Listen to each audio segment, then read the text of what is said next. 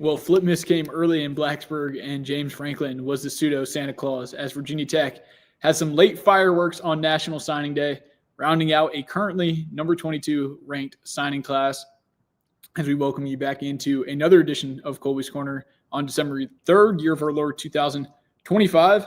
After the fireworks of today, VTScoop might be able to get some actual sleep. But on tonight's show, we'll get into all the signing day reactions, a lot of flips down the stretch. One of those flips joining the show here at the top, Tyrell Grant Jr. from out of Suffolk, Virginia, will be joining at the top of the show. And then later we'll bring on Matej and Doug Bowman from 24/7 Sports VTScoop to talk about all the reactions of the day. And then we'll jump into some live question and answer segments. So appreciate all the support on the show. Make sure, like subscribe to the channel, dump any questions in the live chat. We'll touch on all those. It's been really cool getting this going. Sort of the payoff this week with obviously signing day now. But with that, we'll bring on Tyrell Grant. How we doing, man? I'm doing pretty good. Kolby, how you doing? Doing well, man. Appreciate you taking the time. First off, let's talk about it. Big news of the day, deciding to flip from Syracuse to Virginia Tech. What ultimately went into that decision? Yeah, just on my official visit, bonding with all the coaches, seeing Coach Franklin's vision, just his mentality. I mean, that really struck me in the right way. And of course my parents as well.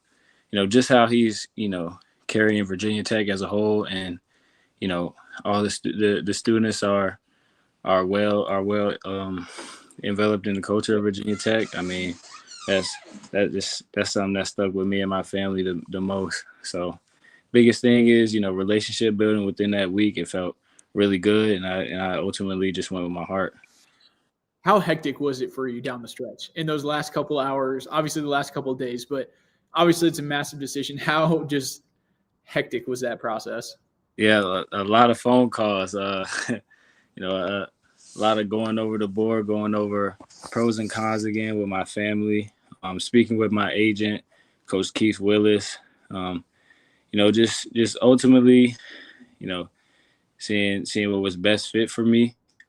It was pretty hectic in those last couple of hours, but, God has allowed me to persevere and feel very good about my decision making. So you came up for the unofficial. We talked on the sideline at the Miami game the week before. What was special about that trip? And we'll get into the official as well, but talk about the Miami game specifically. Yeah, just being able to briefly see Virginia Tech, that Into the Sandman, that was pretty cool. Seeing everybody getting hyped for that, and just a sold out crowd. Virginia Tech didn't have a great season this year, but everybody just still being in tune with the football program. Just that small college town still sticking together. That was pretty cool. And then just being able to talk with Coach Johnson, talk with Coach Franklin a little bit, saying he liked my size as an athlete. He liked me as a person overall, and then that led up to me coming on an official visit for full family evaluation and personal evaluation. So talk about now get into that official visit, and we'll talk about those specific conversations with Franklin. But the official visit, yeah, I know you've been on some before. How different was that with no actual game weekend there? Right. I feel like they were very in tune with the players. They allowed us to bond a lot more with the class that was coming in, and it was cool being able to be with those guys, because it was almost like a fresh new set of people that I'm meeting for the first time in 6 months that I've been committed to another school. So they were very they evaluated us very heavily, and they also showed a lot. There were a lot more interactions with the coaches. Sitting at dinner tables, having good conversations.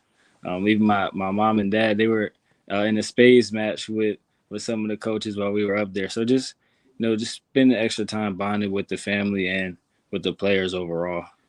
That's awesome. What did those conversations look like specifically with Franklin in making such a big decision? How did he make you feel like he was someone you really wanted in this class? Right. Just like I said, when we first opened up, just his vision, right? He's looking at it, he's thinking at a national championship level, and he hasn't even been there for 2 months. He he said he didn't even know, what the roster would look like when he got there, but he's like, yeah, I'm ready to come in and change this program over. And then of course, in terms of me, he said, I kind of got that NFL body, that NFL build, and I just check a lot of boxes for him. And that was very persuasive, knowing the impact that Coach Franklin has and what he's done over the past couple of years. I just trusted his judgment. And, once he gave me the green light, that made me feel really good about my decision. So that's a lot of the back end stuff, obviously trusting Franklin, trusting him even without knowledge of your position coach and such.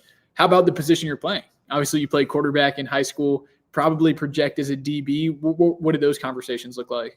Yes, sir. So he said he would like me at safety. I believe it was established at a coaches meeting. He said he would like me at safety. He would bring in the safeties coach from he said he would just want to see me at safety. He would just bring me in as a safety, and he would like to see me develop overall. So I just trusted his judgment, like I said, just a moment ago. Cool, man. A big thing of this class, it seems like, as you're watching, the team recruiting rank keeps going up. As you see just all the flips going on, a big, obviously, part of it was keeping the best players in Virginia home. What did that mean to play for the hometown team and keeping your talent in Virginia? Yeah, just being able to stay home and, kind of put on for my city of Suffolk and, represent Nesmond River in a high way, it's great seeing the amount of talent that he's bringing in and, how many kids he's keeping in Virginia. It shows that Coach Franklin is really trying to take a turn for the best here in terms of recruiting and in terms of the football program and just the overall culture. I know you took an OV with a lot of those guys. What does the relationship look like with some of the guys in the class? Have you been able to hop in the group chat, talk with them? Yeah, it's been great. It's kind of been small communication, but just getting up to that official visit and then building the relationships there. It feels like I've known those guys for my entire recruiting process. So it's been really cool being able to know those guys. And I actually played with a couple of the recruits there. You got Cam, then you got Thomas there. That was pretty cool. I played with them back in AYF with the 12U Cavs, so it was cool. Reunite with them and just kind of get more in tune with Coach Franklin was building. I'm sorry. No, you're good, man. Are you planning to early enroll? Yes, sir. I will be there in January. Cool. Do you know what you want to study? I want to study pre-med. Cool. How was that part of the official visit? Getting the tour of the facilities, the dorms, the dining halls. What did you think about that aspect? Yes, sir. Just seeing how everything is being newly built, right? And then of course Blacksburg and Christiansburg, just being so close together. Just a small college town feeling. It gives more room for students and athletes to really embrace where they're at.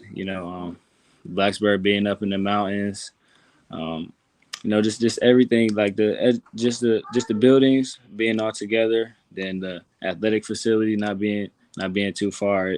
Everything just felt so close together, but it's still so much in store, and that was pretty cool for me. That's awesome. Before we send you off, final message to Hokie Nation. What are they getting in Tyrell Grant? Oh, they're getting a heck of an athlete for sure. A guy that's ready to show up in January.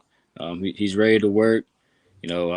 Gonna see a great guy overall, off the field, and I'm really excited to get embraced into that Hokie culture. Tyrell, thank you so much for the time. Congratulations once again. Yes, sir. Thank you again.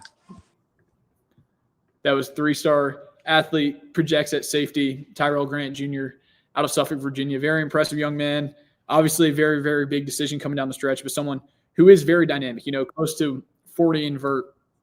I think when he tested in that 4.5, upper 4.4 range camp times, it was just a very dynamic athlete. Obviously, quarterback in high school, but has a lot of really great traits on the defensive side of the ball. When you miss out on a couple of those defensive prospects, to flip Tyrell Grant really big pickup for Virginia Tech. And obviously someone who's going to early enroll, so gets the opportunity to play there pretty early. Shifting into the next segment here, we're going to be bringing on some other VTScoop analysts. You got one joining us right now. Got Matej Sis. How we doing, man? What's going on? Doing well, doing well. And here's the other. We got Doug Bowman hopping in. On time. There we go, y'all. Okay, first off, how are we feeling about signing day? Oof. I mean, what a sprint, right? I mean, it's been 8 days straight of commitments, multiple per day. Obviously, today was the big day, but, you know, to get into the top 25, number 22, looks like things are stabilizing a little bit, but just massive, massive respect to James Franklin and the rest of the guys working their tails off to make this happen.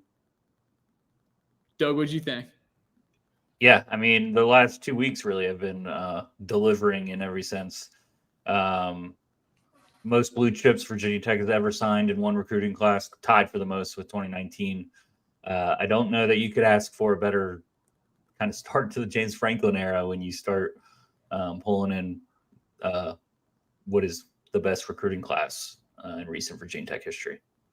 That's awesome. Okay, first off, I think I just saw you before I went live put out an edit to the blue chip ratio officially. Well, what is the status of the blue chip ratio? Give a little, precursor to what that is to the viewers. Sure. Let me pull up my latest spreadsheet. The blue chip ratio is a ratio developed by Bud Elliott, who's with 247 and CBS Sports. Basically, it says that to be a national title contender, you need to recruit at least 50% of your roster over 4 years to be blue chip recruits. Blue chip recruits being 4 stars and 5 stars. Doug, we got something for you, Doug. Okay, how did NC State do today? A lot of development prospects. I did look at their commitment list. It's more coaching by Coach Doran is going to have to occur. VTScoop.com to get the behind the scenes on that. Right. 50% off right now.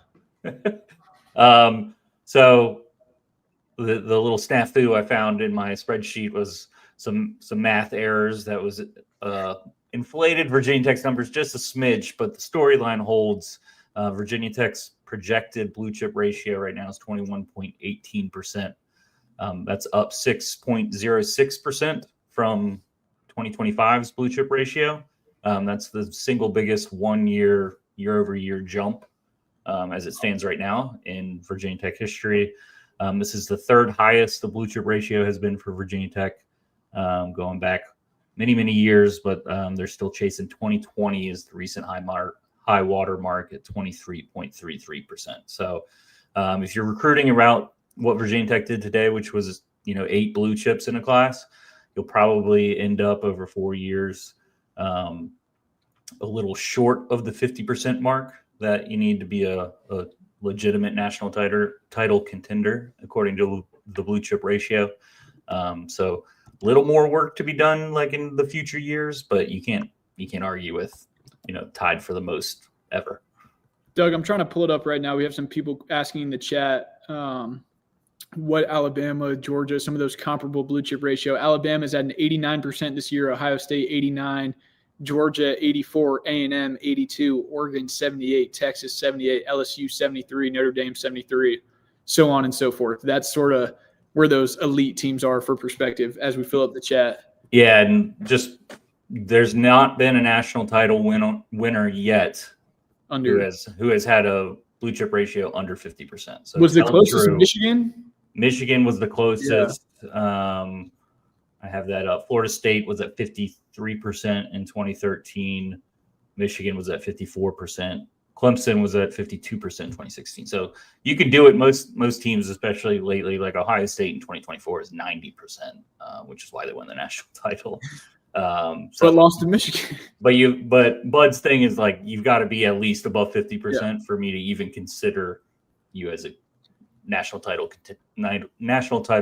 contender heading into the season. Because Ole Miss this year was just under, right?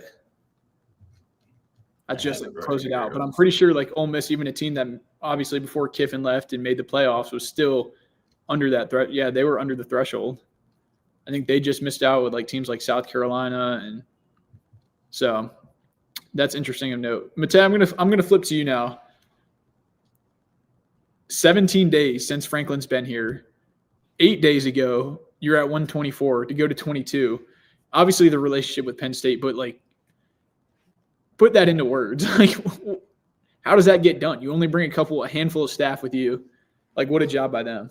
Yeah, I mean, luckily this recruiting game happens over the span of years. So James Franklin being able to have relationships, Andy Frank being able to have relationships with these prospects for multiple years really came true. And, you know, you can kind of alter that vision of Penn State to Virginia Tech and kind of carry over the same things. But, you know, he was even saying on all his appearances today, James Franklin, that, you know, it's a relationship game and getting to know the parents, the trainers, the coaches, people in the community. I think that has a huge impact. We look around college football, there's so much turmoil right now with coaching staffs and different schools trying to reach out to Penn State commitments. You have UNC, West Virginia were the notable two that were kind of poaching Penn State commitments. But ultimately, James Franklin just being able to get the opportunity to, you know, accept the role as Virginia Tech's head coach, get guys onto campus, you know, win that first recruitment, and then convince them, hey, this is the, you know, the vision is the same. We're trying to win national championships. You could do it here. He was able to sell that, and we saw that Virginia Tech was the most successful in making sure that they got Penn State commitments to come to Virginia Tech. I do think it was critical of the 2 weeks that he had, the two visit weekends that he had, to be able, because like coaches that just took over in the last couple days, like maybe you were able to get a couple kids on campus if you were lucky, but especially like the guys that signed on Sunday, probably not. So to be able to say, like, not only trust me because we have this relationship, but why don't you come and see the school and feel at least a little bit more comfortable about what I'm asking you to do? I know. I was talking with some other people there today, and I'm like, even Lane Kiffin at LSU, like, it's Lane Kiffin, it's LSU. They have Lamar Brown, arguably the top player in the class down there. And I don't think as of right now he's signed yet down there. And it's like, you think if he had 2 weeks, 2 weekends, obviously he was in a different situation competing for a college football playoff, but you know, it's the calendar is what it is. And for Virginia Tech, it has been maximized to help them in this certain situation. I guess the next point, when you look at the class, and we'll get into biggest shocks, favorite players type things, just had Tyrell Grant on, another Virginia guy, 6 of Virginia's top 25 prospects in the class. Obviously, when Brent Pry came in from the prior regime to Pry, a lot of those inroads had been broken. We talked about it on the Inside the Tunnel podcast we recorded earlier. It was obviously a very clear messaging to say the best in VA stay in VA. James Franklin has the resume behind him, but can he keep that up? Can he really throw walls up around Virginia? You think that's something they can do long term? Yeah, I mean, nothing about James Franklin's resume would say no. Yeah. There is obviously the difference between recruiting at Penn State and a program with that kind of tradition and recent success and all that stuff being in the Big Ten.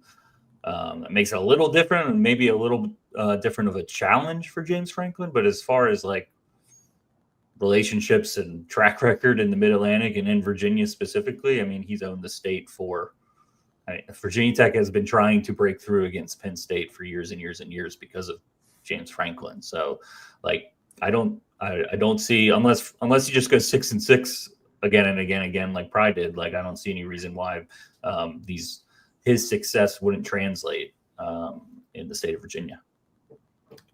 Yeah, absolutely. And, you know, I can't, it's been countless times through the years that I've, you know, it's been Penn State, Florida State, Michigan, coming into Virginia, taking kids. And, you know, I do think it's a state where we'll still see some of that, but, you know, the benefit to James Franklin, and I think what resonated with a lot of commitments and now signees, is he has a track record that he can bring with him from Penn State to say, I've gotten guys into the league. I can do this. They're going to have the resources to hire coaches that are proven at doing the same, at developing. And then, you know, mixing that in. And how many times have we heard a top-rated Virginia recruit come to visit and say, the atmosphere is great. Everything about the school is great, but it's that final little push. Will I be developed? Will I be playing in the big game? Things of that nature. So you tie those two things together, I think you're always going to be in the conversation. Things will always naturally happen with other schools. But in terms of, you know, trying to build that wall, I think Virginia Tech is in the best position they've been in Virginia probably since Frank Beamer. Definitely. Matej, I'm going to put you on the spot here in a second, but you sort of brought it up there a little bit. When Terry Wiggins made his announcements on the CBS Sports YouTube channel, he said something to that effect where he was like, one of the hosts was almost like alluding, Virginia Tech was in on the process. And he was like, well, actually not really. I wasn't really recruited by them. If I got on campus, I might have actually considered them a little bit more. It's actually a pretty cool place.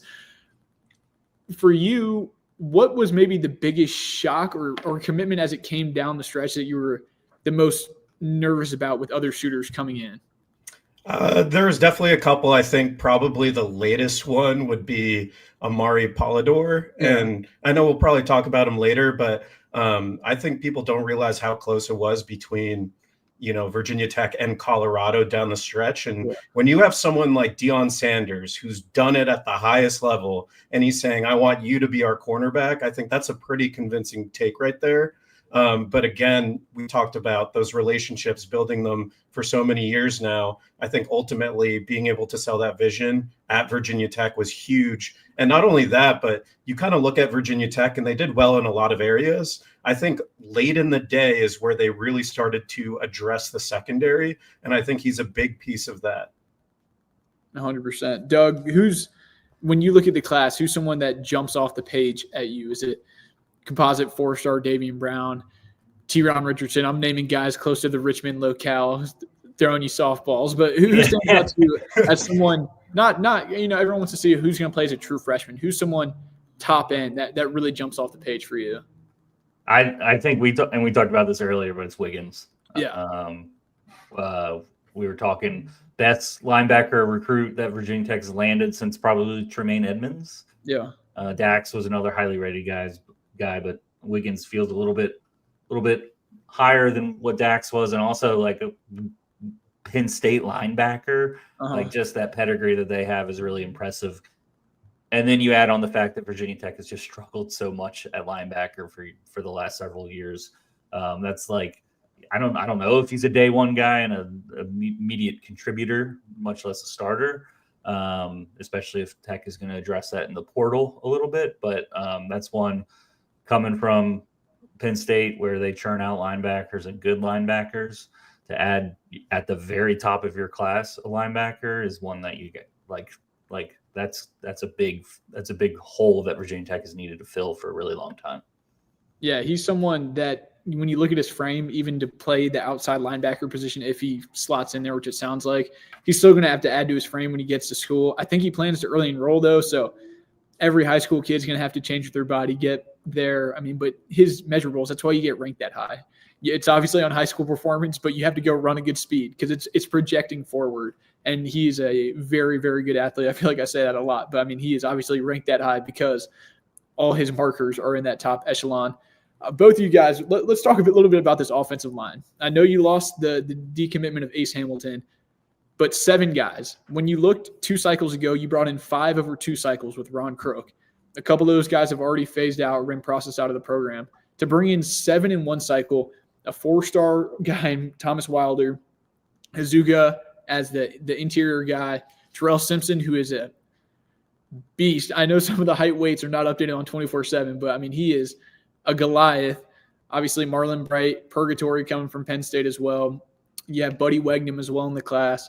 Maddox Cochran. You almost can't name them all just off the top of your head. Now, I think the thing to watch with some of these guys, they're not all going to be able to early enroll, but just big picture, the O-line being rebuilt. That's one position you don't want to rely on in the transfer portal. What was your guys' thoughts of the haul? Yeah, I think anytime you can put 2 4-star offensive tackles, I guess, is what Wilder and Bright are going to be. At least that's where they're slotted early. 2 bookend tackles in the blue chip crop. That's a pretty good place to start. I think you covered it, Kolby, in terms of like these guys probably aren't going to play right away. It's tough to play right away as an offensive lineman, although we have seen it a little bit in the past. But as far as just like building a consistent offensive line year after year after year, these are the kind of numbers that I think you have to take, like 7, definitely more than what Virginia Tech had been taking in recent years, to avoid those gaps and avoid what really happened this year.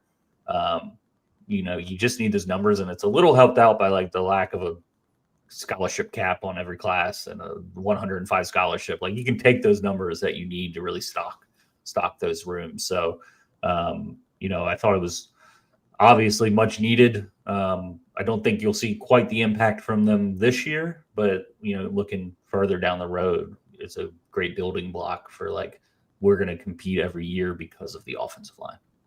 Yeah, this was by far my favorite position group that they addressed. Obviously, it has the most numbers. I said it before, it might sound a little repetitive to you guys, but maybe not to the listeners. But this is one of the best holes that Virginia Tech has ever had. And I think, not only the size, you think about some of the guys and where some of their other offers were. I'm always quick to point out Benjamin Azuka. I think he's very underrated. I know he's an 89 by 24/7 Sports ratings, but I think if he were 6'5", 6'6", we would be talking about consensus 4-star here. But overall, you've got to fill up the cupboard. We've seen it's been a revolving door at Virginia Tech when it comes to offensive linemen, and you really have to build it up. And James Franklin said in the press conference, if you're going to play a lot of games, if you're going to go to the playoff, you're going to need that depth over the course of a season. And not only that, but when you're starting out at Virginia Tech and you need to build this from the ground up, you got to build it from the trenches. And I think he keeps saying this is a man's game.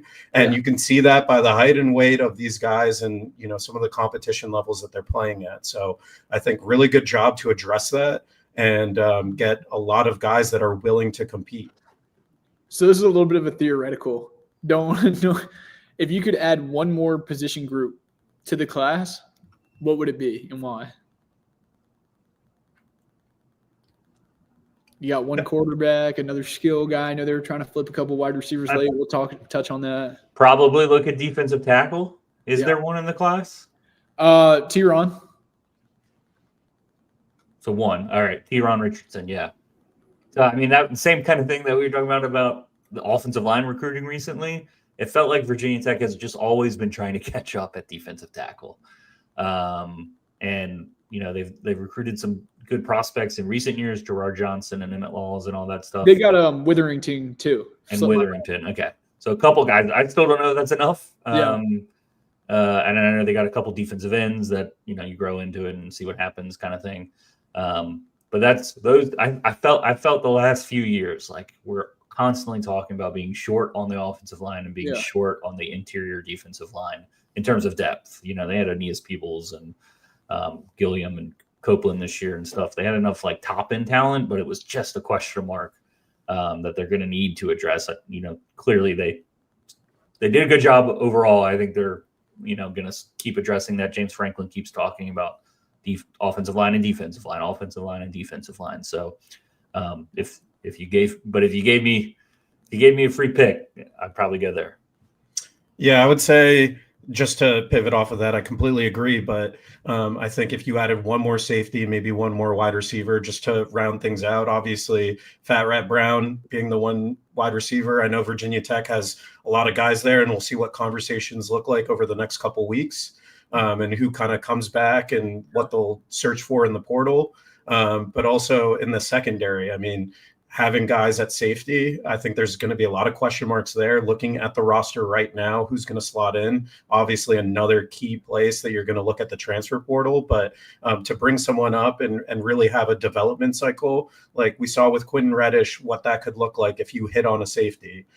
Sheldon Robinson's another guy that, over time he could be another one. But just to add one or two more there, I think, that would have been a nice cherry on top. Without a doubt. Overall, still, when you think about the perspective of however many 17 calendar days and to almost knock off every spot. I know Tyson Harley at edge, you would love to pair that with Jackson Ford or Sig and Tyrell Grant at safety and Davian Brown plus a Travis Johnson. We'll get into some of those flip guys here.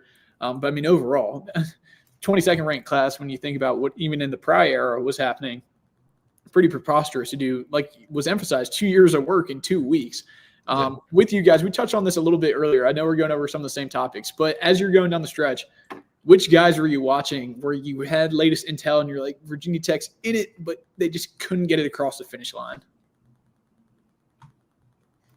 I know I said earlier, Matt Sieg was obviously a big one. I think, a lot of Virginia Tech people, especially if you're on the VTScoop board, just with all the intel we were hearing over the, since his visit really. And then kind of having West Virginia come out of nowhere. yesterday in the evening, and then today, seemingly just, I don't even know how he found the West Virginia shirt, but putting that on today for his announcement. So he was definitely one. Yeah. I don't want to take all of them.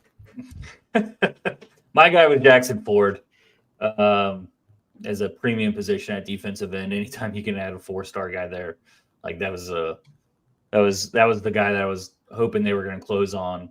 I do give him respect for sticking with Penn State just based on his love for the school and not like in today's world about money and coaching relationships and everything that we've talked about. Like he just loves Penn State so much that he's going to sign there no matter what is pretty cool. So that was a bummer. I would have taken one more blue chip anywhere just to get to 9, which would have been the record for Virginia Tech in one class. But I think 8, considering where Virginia Tech was a couple weeks ago, considering where Virginia Tech was even in like early September, this class was shaky at best when Brent Pry was still the head coach. So quite a salvage job. All right, a couple more under the radar guy that maybe not enough people are talking about that you think could project to have a solid collegiate career in the class. For me, talking about in the class. Like for me, but like Xavier Cleveland, I guess is rated 89. Someone who's maybe more underrated, I would say the other corner, Polydor. Like I think he's a lockdown guy, and I know he was a big flip late. But also I guess Tyron, if you want to look at him, he's graded an 87. But in my brain, he's like or is he technically a comp 4? I'm not sure. But Tyron being that low, but everyone's talking about him. But I would say one of those corners in Xavier Cleveland or Polydor are 2 guys who are really, really good coverage corners, lanky, athletic, good ball skills to watch. Are we talking about Pierce Peterson enough? I know he's a 4-star composite, but like kind of feel like he's been overshadowed. Yeah. But big track record from tight ends at Penn State. 6'5", 195, 247 has him at. So he's got to grow a little bit into that. But like, in considering what Franklin offenses tend to look like with the tight end, getting a big target like that at that position early, I think is a big get. And I feel like he hasn't been talked about. I also feel like Troy Hoon, like I know it's kind of weird to say 4-star quarterback hasn't been talked about it, but we've been talking about us 3 have talked for like an hour and a half today about this. We haven't mentioned his name. And like he's the quarterback recruit of this class. And that's always a big deal when you kind of pick the quarterback that you want in that class. And he was clearly Franklin's guy for this one. I think there's a lot of names in this class. I mean, how many, 4 stars, composite 4 stars, you're talking about, okay, then the next one's coming in an hour. And then the next day there's 4 more commitments. I feel like, some guys kind of lost their shine. If this were drawn out a couple more weeks, maybe they would get the proper flowers. Like Tyson Harley's another one. But I'm with you 100%. And I kind of want to stand on it. But just from the beginning of the cycle, like Tyron Richardson was someone that I looked at as like top of the board guy back when we were talking about Pry setting up this recruiting class. And like I said earlier, but like someone who was silently committed pretty much from that last Juno V weekend up until he committed to Oklahoma. So, Pry laid a lot of groundwork. Like the Virginia Tech connection was there. It's just obviously now there's multiple levels to all these commitments. Like with Matt C, there's multiple levels to all these things, but Virginia Tech did an incredible job to get him back on campus last weekend. Shout out VTScoop.com, 50% off. There's no better place to be. I know we're entering a dead period, but I'm about to ask these guys about some staff questions. VTScoop.com, into the transfer portal. As Doug will shortly touch on how the transfer portal is not open yet, but that is the best place to be. 50%. I have one more underrated guy Okay, here, let's go. It's a John Patrick Oates. Yeah. If you think about everyone else Virginia Tech landed, it's blue chips and flipping guy from Oklahoma, Syracuse, like P4 flips. So he's the one guy, and maybe I'm just missing somebody, but he's the one guy that like was a JMU commit. Like they clearly like him to make him like the one G5 kind of guy that they elevated and went after to make sure they got. I always find it interesting when he's like, when people talk about him as a tight end for most of the cycle, and then all of a sudden he signs, we like him at linebacker. That's kind of interesting. So he was one that like he's kind of the outlier of all the recent like recruiting activity as a guy that they are elevating up because presumably they like him that much. Yeah, JPO, it's definitely a name to watch. When you cut on, I mean, I'm not some crazy film junkie, but I dabble. And when you cut on his defensive film, you can definitely see the allure of what people are seeing. All right, last one really about recruiting. I guess it's a little bit about expectations. I'm going to list some stats off. Since 2014, James Franklin has signed 13 consecutive top 30 signing classes. Before arriving at Tech, Franklin's previous 5 recruiting classes held an average ranking of 12.75. Since 2014, Franklin has signed 153 4-stars and 5 5-stars. 65 4- or 5-star recruits, equating to 46.8% of his total commits ever. When you hear those numbers and then you hear him go on and say, yeah, we got to top 25, but that's not our expectation. Is that a realistic level of expectation at Virginia Tech?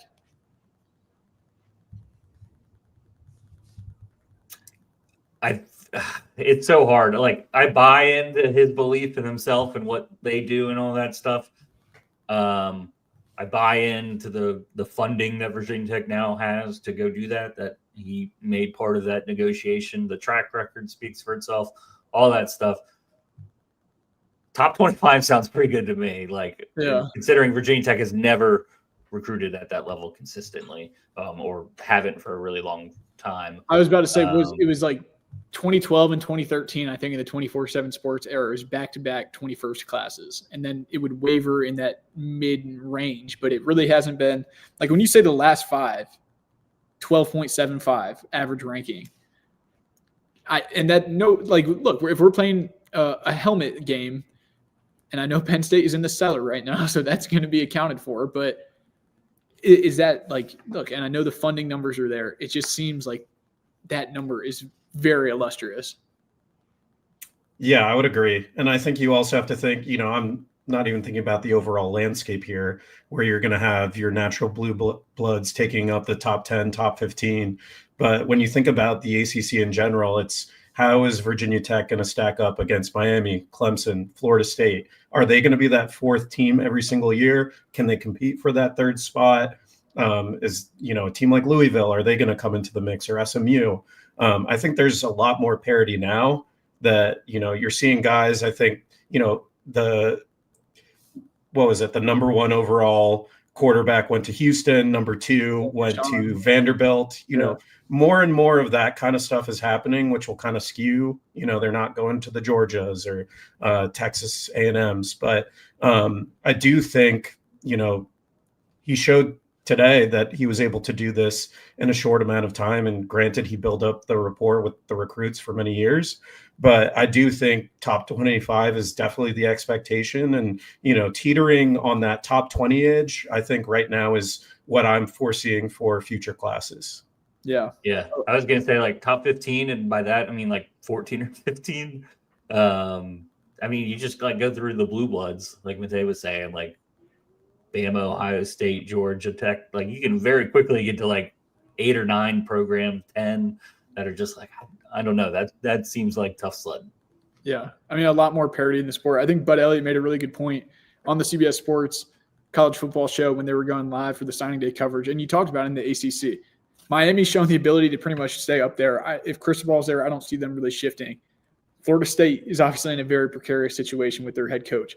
Clemson, if you look at their class as opposed to where Dabo was in his heyday and what they're probably going to have to do in the transfer portal next year, they're vulnerable. Virginia Tech, there is a window there to start sliding up, but that's not to say SMU or Louisville, like you said, can't slide up. But the investment is there. When you look at Travis Johnson, top 247 4-star wide receiver down the stretch, and Virginia Tech against Michigan is giving him a lot to think about. Throws out a larger NIL package on the table at the last second. Now he still chooses Michigan. But, you're really getting into those big battles saying, okay, we're not going to back down here. So I think that's a perfect example of like a blue blood that it's still remains to be seen if Virginia Tech can win that battle, even in an ideal scenario where it's just head-to-head, like it's not a 2-week sprint kind of thing. Yeah. At the end of the day, it's Michigan. Like, it's tough. But if that's a wider sample size and it was not 2 weeks and it was a year, you know what I'm saying? Like I said, that remains to be seen. I know there's people on the message board that are saying, oh, will you ever be able to flip anyone else from Penn State? And it's like, well, look at Witherington, look at T-Ron. But outside of that, okay, next up on the docket, we've covered recruiting. If you have any more questions, dump them in the live chat. We'll get to those later. Staff. I don't know if you guys were in here for the waiting room, but the chat lit up. We had Tyrell Grant on. It's a live show here. He's talking about who's going to coach him at safety. He said, yeah, coach said he's going to bring whatever, safety coach from wherever. I'm not going to speculate too hard. Obviously, look at you, Penn State. You got Dex up there coaching safeties as the co-DC, UVA guy. Still a lot to be seen with that hire. What do you expect on the timeline of staffing? Anything you've heard? Obviously, people are going to run with what Tyrell just said. What are you guys thinking on that? Wasn't there another quote earlier today that kind of spilled the beans? Yeah, it was Wiggins as well pretty much said he's going to be bringing those guys down. A lot of the same coaches. Yeah, so. Yeah, I mean, I think it's about what everyone expects. Like, there's going to be a lot of Penn State people coming down. Maybe some holdovers. That's kind of my biggest question at this point is like Fontel Mines staying on, Elijah Brooks. Like, is there anybody that Franklin's looking to retain from this staff? I would say Mines out of Mines. those. Yeah. I mean, that makes a lot of sense considering we've heard for the last couple of years that he tried to hire Mines away. Could be moving to tight ends. We'll see. Another one, like I said it on the show a couple of nights ago, Guvea Winslow. And like I said, not to speculate too much, just also looking at involvement today at the signing day shows and sort of what those guys are doing. Like, and there's a lot involved with these staff changes, so it's not just names on a sheet. Like there are families attached, but just saying the involvement and what was going on today based on intel we'd been hearing and also visibly seeing today who was most involved, I would say those sort of align just based on what I saw. So those are a couple things. I think it'll be key. Like the Smith situation at Penn State, I think is super interesting because anyone speaking definitively right now, I don't think you really know until Pat Kraft or now it sounds like the president up there is going to make a decision on that. I think that's the biggest thing that I was going to bring up. There's kind of two narratives going on right now that, you can kind of read between the lines. A lot of this stuff is being sorted out at the moment, but there's also the courtesy of what's going on at Penn State. I don't think anyone thought that this search would go on this long, considering when it opened up and how to do things the right way. And I think that's a big thing for Franklin in terms of announcing the staff, and we'll see when those rollouts come to be. But I think a lot of that hinges on when is Penn State going to announce who their head coach is going to be, and from that, when is the right time to announce certain guys from the Penn State program are coming over to Virginia Tech. It also depends on the bowl game for Penn State. Yeah, it does. I can't remember back, like I was thinking back to 21 when Tech was playing in the Pinstripe Bowl with a bare roster, but there were some coaches kind of finishing things out. So I can see Penn State's coaches still finishing things out, and whether they officially announce it leading up to that, or it's just like everyone knows it's a done deal and he's just leaving after the bowl game kind of thing. Yeah, but I don't see it being like a prize situation where Bowman's not hired until late into January or something with an OC. Like I think it's going to move pretty quickly thereafter. Obviously, they're in a dead period now, but Doug, how about that transfer portal level in January 2nd? I was thinking about this more. I guess it's for this reason to not have all this activity going during bowl season, and like you're trying to protect most of the playoff teams a little bit by being in that awkward spot that like Penn State was last year. But it still doesn't make any sense. Like why are we acting like the portal's closed when everyone's announcing they plan to enter? Of course, they're not getting recruited, but at that point, everyone's going to wait for January 2nd to start recruiting them, I'm sure. So, I mean, it just seems like whoever, like, I know the calendar stuff was a huge topic about the Lane Kiffin stuff this year, but that's another one where it's just like, who can somebody make a like reasonable decision about the college football calendar? And I don't think that Penn State should hire the NC State head coach at all. I don't know about that one, Andrew. Doug, a lot of NC State comments going in. Well, appreciate you guys. You want to hang out and answer some comments, or y'all can head out? I can hang out. Cool. All right. Well, let's scroll through here. I know at the top of the show when Tyrell said that the chat lit up. Obviously, people So who's the Penn State safeties coach? I mean, it's out. It's well, the safeties and co-DC is Poindexter, and obviously the way, like I said, I don't want to speculate or put anyone in a bad spot, but he said bring down with him. So obviously, I mean, now how much is that of just saying it? So. Yeah, can't be. I'm pretty sure the Syracuse safeties coach got fired, so can't bring him down. Yeah, I was about to say Elijah. I forget, but yeah, did Matt did Sid get a bag, y'all?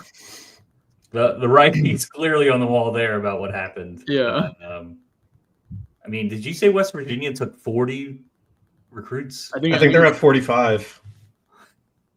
That's insane. They got into the top 30 just based on volume. 39 3 stars. It's one way to do it. Rich Rod.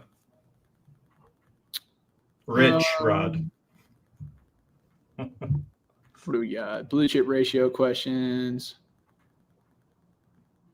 Do we know what Indiana's blue chip ratio is? I just closed That's a great question. I was thinking that earlier when you guys were discussing.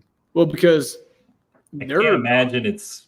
I think it's low. I think they're the one that's breaking the metric, and it's like they're the number 2 team in the country. That's what I was actually thinking about. Like that's gonna be a big test. I'm just kind of pulling up with their most recent one. Like you've got to stack it over 4 years to really have a high one. I mean, they only signed 2 today. We got mass class. Shout out Dave the Barber, legend of the coaching search on VTScoop. Any chance with uncommitted guys past his signing day? Obviously, Isaiah Pina, tight end from South Lakes down there in Florida, says he's going to wait till February. That's a situation where it sounds like he committed to a position coach, just needs a little bit more time. Now, they will honor any scholarship from guys that were committed. So I do still expect that to happen, him to sign in February, but, just still 2 weeks is a short time to make a decision. Doesn't sound like he's really in any rush. We'll see if any other options or he decides to go another way. And then always there's late evals. Now, it's odd because this is technically early signing day, but if you're not signing today or this week, you're kind of way behind the 8 ball. But there's always guys who pop up later. There could be JUCO guys, but I think you're going to see a lot more in the portal than the high school ranks. What do you guys think?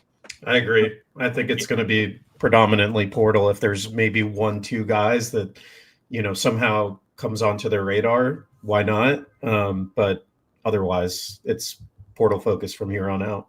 Yeah, there always seems to be like 1 or 2 guys in January, February that pop up for whatever reason, and then everyone jumps on them, and all of a sudden it's a battle to February between a couple programs. But whether that plays out this year, I don't know. But I would expect the portal to be the heavy focus. And I think it's important to say it's very abundantly clear Franklin wants to run this and operate this program still predominantly through the high school ranks. This first year is going to be different. Obviously, when you're coming, you have a connection with Penn State. There's going to be a wealth of flips from that institution and other schools to just get the roster in a place. But like Doug said, and when you're stacking the blue chip ratio, it still comes from the high school ranks mostly. But in this day and age, Indiana, Kurt Signetti has hurt a lot of people because you need to flip and have results pretty early. The high school ranks is where you're just going to develop consistency. Yeah. Portaling every year is really tough to. I mean, we saw it with like Florida State, and like people talk about how great Indiana's done it. Florida State hasn't done it well. We saw how great UVA did it this year. Didn't go so well for them last year, kind of thing. So it's just the kind of luck of the draw there in the portal if you're doing that all the time. But if you can, I mean, every coach does this. They want to build through the high school ranks and then supplement with the portal. And if you can get to that point, then you're in the best possible spot. Which is and people at the same time, there's no real reason to not go hard in the portal for James Franklin this year. Like you might as well, unless you're going to do what Rich Rod's doing. But I would assume he's also going hard in the portal. And UNC, I mean, they're doing the same thing. Right, but like while you're trying to stack 4 straight classes of 8 to 12 blue chip guys out of the high school ranks, like you might as well. There's no reason it's sitting there for you to try and compete at least at a higher level than just wait. There's no more waiting 3 and 4 year rebuilds like there used to be. And also just last point on that, I think like you bring in 22, 23 guys out of the high school class, like you're targeting the portal not just for guys that are going to be plug and play for next year, but also you want to kind of layer it with maybe some guys from Penn State if they end up entering the portal that, are more developmental, but have already spent a year in a collegiate program that he oversaw or elsewhere. And it's like Doug said, the best programs actually build through the high school portal and then build through high school and then supplement with the portal. And it's high school portal. Kind of right. Well, I mean, honestly, the way these guys transfer these days in high school. But I guess, then you look at the Florida States and some of those cases where you can get burnt by using the portal too much. Here, this will be a fun one. We'll do a couple more. There's some intel on this, but I will honestly just want to let Doug loose and get some speculation. From Badgers 44, what quarterbacks can we realistically target in the transfer portal? I know Colton Joseph is the big one that people keep talking about at ODU. And I think Drew, what's his name from North Texas, Drew Messmaker, probably going with his coach to Oklahoma State. I think we'll have to wait to see. There's probably some Penn State guys that are going to be interested. I don't have a great grasp because there's like the backups at the highly rated backups at the power schools that transfer, like a Sayan that goes from Bama to Ohio State. Obviously, that's kind of a unique situation when you're transferring between those two programs. How about a Deuce Knight? I mean, but the same thing down at Auburn. Or Pittsburgh took Eli Holstein. Like, there's a little bit of that could be interesting to see which route they go. That was what I was going to say. It's like the next big question for me is where Virginia Tech goes at quarterback for 26. And are they, I know Brendan Sorsby from Cincinnati has been thrown around a little bit as a guy that's like been really successful at the P4 level, but can go from Cincinnati a little bit higher and probably make some good money if you're him. So there's a whole bunch of different situations. I do think they want you've looked at some of the guys from the FCS level, and there's the kid from, I think, Western Carolina that the one you highlighted early. I know. Well, that was the one I wasn't expecting James Franklin to be that coach. But it's just like a little bit too big of a question mark for me on terms of like, can you take that full step up? So, Virginia Tech has a full starting job available. So in a boatload of cash and a well-regarded head coach, I think they should be a pretty appealing spot for a pretty significant quarterback.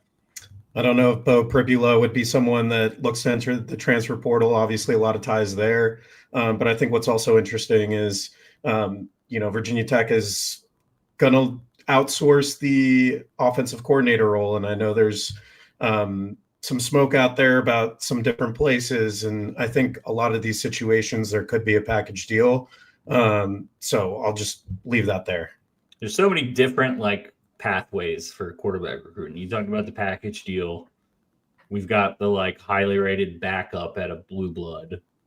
You've got the Chandler Morris situation, which he routed from P4 back to G5, back up to P4. So they're just until the portal picture becomes a little bit clearer on, all right, who's in, who's out, who's staying, who's leaving. You could roll through just like I do PFF and start picking out guys that you could say, well, maybe I can see him in the portal if he's looking to, make more money, get more playing time, whatever it is. Matej, what if I were to tell you that a one Bo Pribula graced Virginia Tech's campus last portal cycle on a stealth visit? I would say that's a big upgrade at quarterback. Should he make another stealth visit last cycle? I don't know how things will play out. I think we'll have to go into more details on that. I hinted that the other night on the show. We'll have to go into more VIP details on that visit last year and how. So why would he leave Missouri? Well, now I'm talking about this. This was last cycle. Right. But I've seen other people throw him out. Yeah, Drinkwitz. He just re-signed. Why? Look at what they did this year. Unless I know he got hurt, so is the other guy Well, Zollers is good, but Zollers also has a connection with being a Pennsylvania guy connection. So I mean, that'll be really interesting. I think why would you not stick it out? I think if they made it to the playoffs, he could have gotten healthy to play. Right.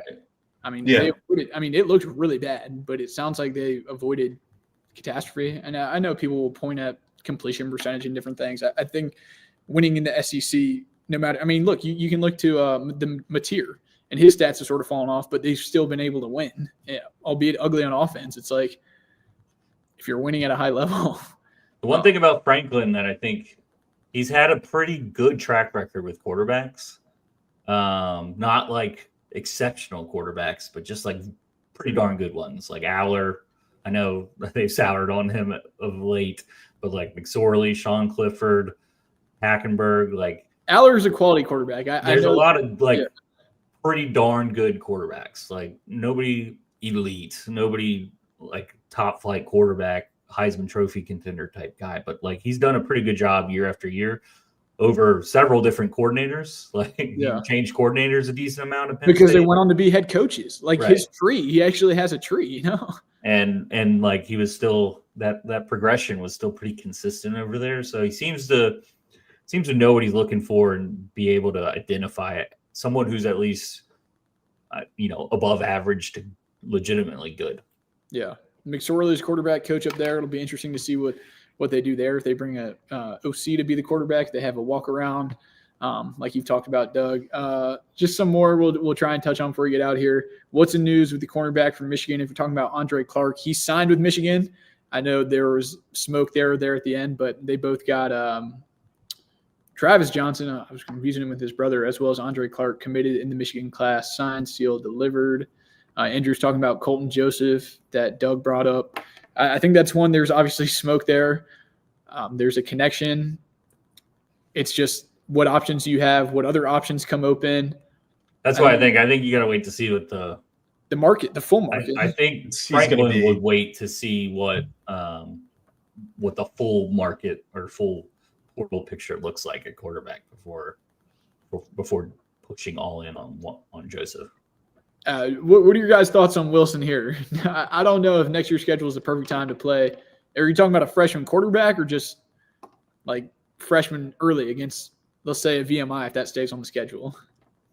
Yeah, I mean, you open with VMI and ODU, and ODU is probably going to be rebuilding a little bit of that stage.